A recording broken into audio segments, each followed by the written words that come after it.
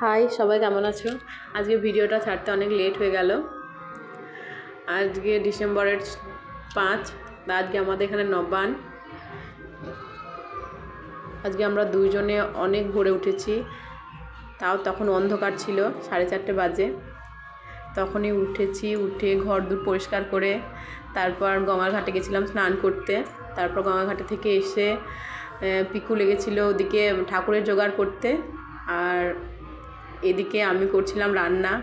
ও সব আলপনা দিল, তারপর ঠাকুরের জোগাড় করছিল, আর আমি এদিকে সব আজ আমাদের ঠাকুরকে ভাত বাড়াতে হয়, তো সেই জোগাড়ই আমি করছিলাম। মাও আমাকে হেল্প করছিল।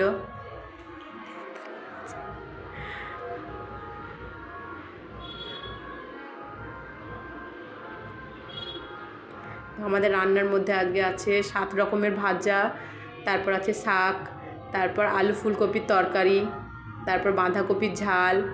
এখনও সব তরকারি রেডি হয়নি, তা আস্তে আস্তে করছি, অনেক দেরি হয়ে গেছে।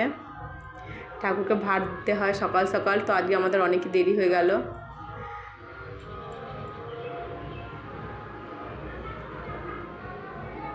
এগুলো আমাদের সব ভাজা।